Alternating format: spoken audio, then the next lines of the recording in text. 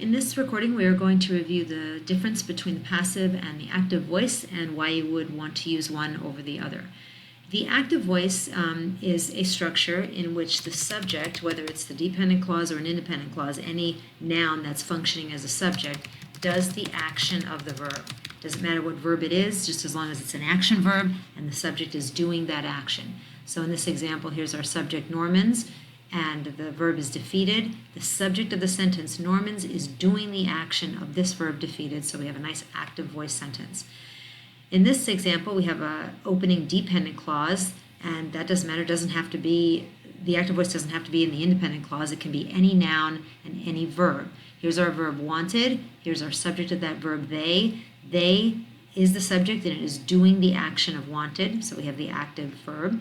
And then we move into the independent clause, the English Renaissance poets.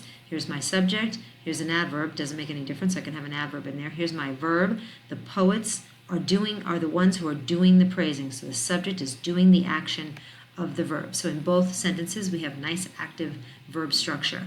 And note that it doesn't matter what the subject is. Sometimes people will say that the active voice means that it has to be an I. No, it doesn't. It can be any subject as long as the subject does the verb. So in this example here, the subject is I. Here's the verb read. Okay, here's the subject, here's the verb. They're both doing, the subject is doing the action of the verb. In this sentence, I have a different subject. Okay, but it's still a subject and it's still doing the action of the verb. Joe is the subject and he's the one reading the play.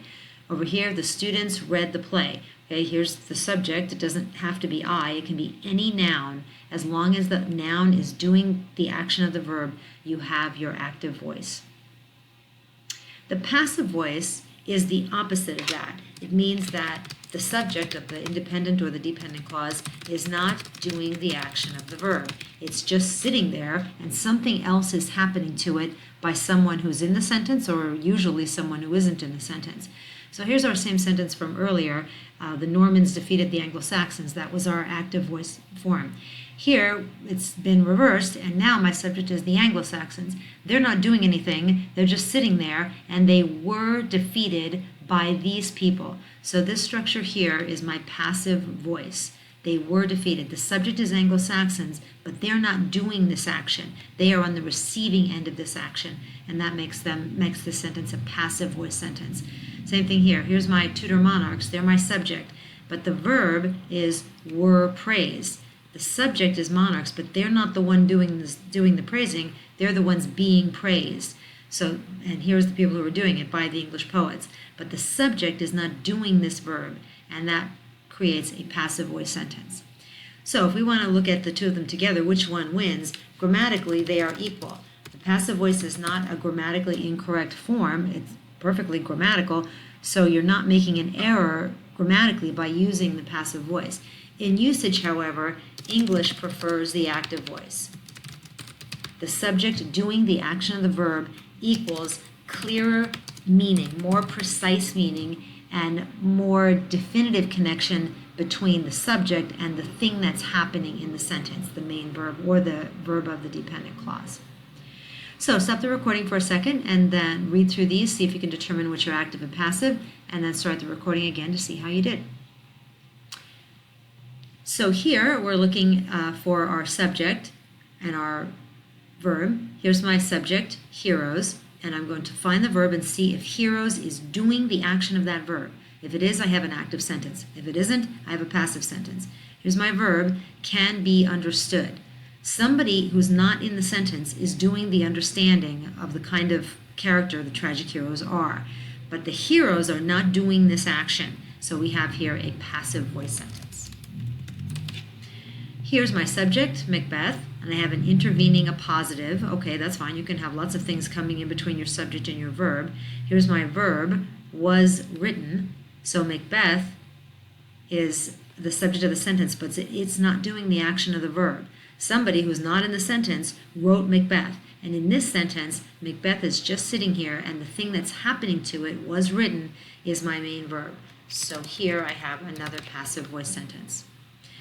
In this sentence, here's my dependent clause. Although a man named Macbeth actually once ruled over Scotland, here's my subject, and I have a lot of things in between my eventual verb over here, ruled, And you can have a lot of those things in there. So don't let all these other words distract you from determining whether it's active or passive. My verb is ruled, the subject is man, and so that subject is doing the action of ruled. So this clause here is an active one. And here in my main clause, here's my subject, version. Here's my verb right next to it, shares. Version is the subject, it is doing the action of the main clause, shared. So here I have an active voice sentence. Here's my subject, Lady Macbeth, and the verb next to it is, and then I have two adverbs coming in the way, and that doesn't matter. Here's my verb, is humanized. Lady Macbeth is the subject, is humanized is the verb, but Lady Macbeth is not doing the action of that verb. It's happening to her. And then in our main clause here, or our second clause, most of her time on stage. So here's my subject, time, and here's my verb, is spent. The time on stage isn't doing anything. It's being spent by Lady Macbeth. So here we have a passive voice sentence. In this sentence, you have a mix. Here's my subject, Shakespeare. Oops. Here's my verb, died. Shakespeare is doing the action of that verb, even though that sounds kind of weird to do the action of dying, but grammatically it is. This is the active voice here. Here, Macbeth is my subject, was performed is my verb, and that's passive. The play name, Macbeth, is not doing anything. It's being performed by somebody who's not referenced in the sentence. So in this sentence here, we had two passive voice verbs, and here, sorry, I just don't have enough room to type it in there. And here we had one active voice verb, Shakespeare died, and one passive voice verb, Macbeth was performed. Okay, so how do you avoid the passive voice? You get rid of your form of to be plus your adjective. If we go back to here, we can see that our passive voice sentences have forms of to be. Can be plus an adjective, understood. Was, form of to be, an adjective written. Lady Macbeth, here's my verb, is, and then humanized is my adjective. Is and spent. Was performed. So that passive voice structure is notable. You can see that it's the passive voice if you can find a form of to be plus an adjective. The way to avoid that is to just get rid of that and replace it with some specific noun and some action verb. There are so many verbs in English. You can absolutely find an action verb that can replace that.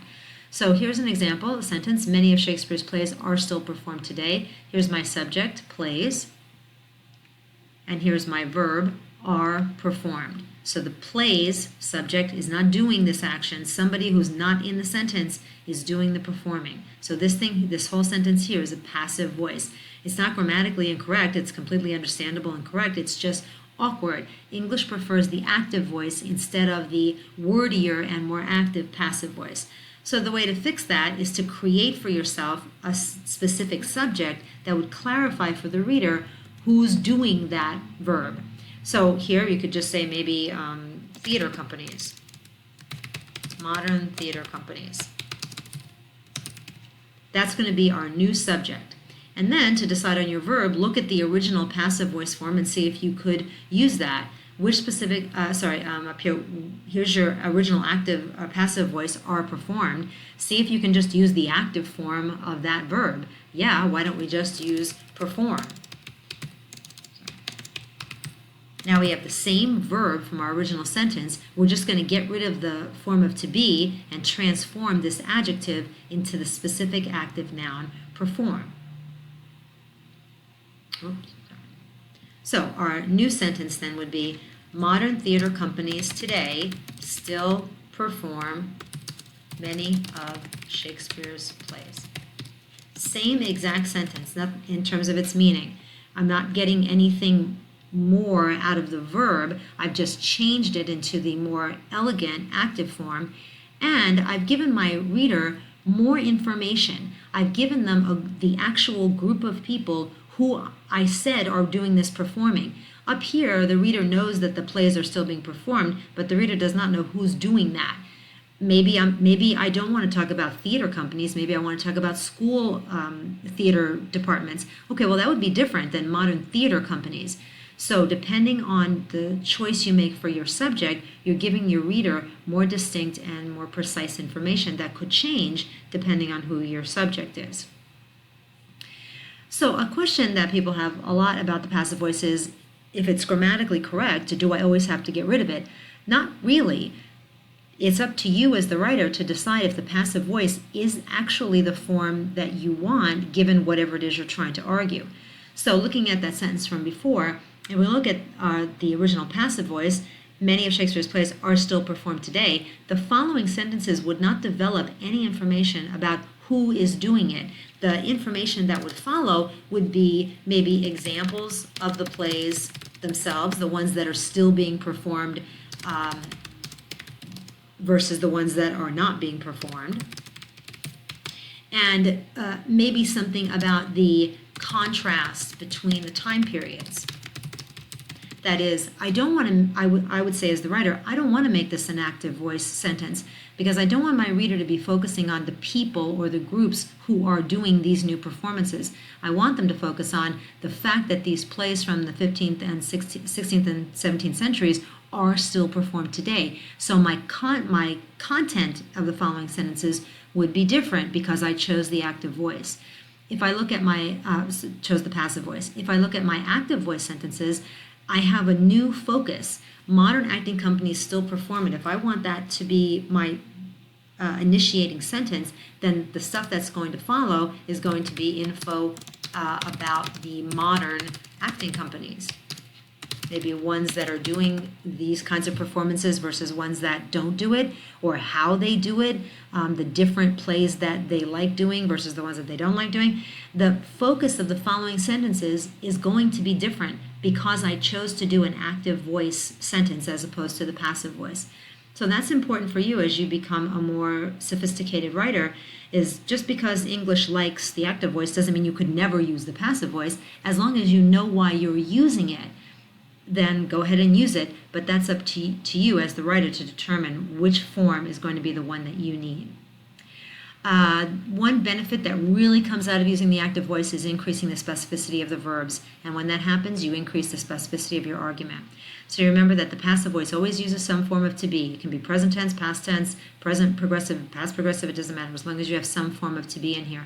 But as you learned probably in middle school, that verb to be is a linking verb. It's an extremely weak verb. All it tells you is that something exists. Well, that's not very interesting. It doesn't convey a lot of meaning, especially when English has so many verbs that are much more precise. So here's a sentence that's not passive voice exactly, it's just using the linking verb. The defining characteristic of the Renaissance is, and then we have this nice long phrase about what the defining characteristic is. Okay, but that's just telling me that it exists. It doesn't really tell me anything about it. It doesn't give me a feeling for what this characteristic might be like.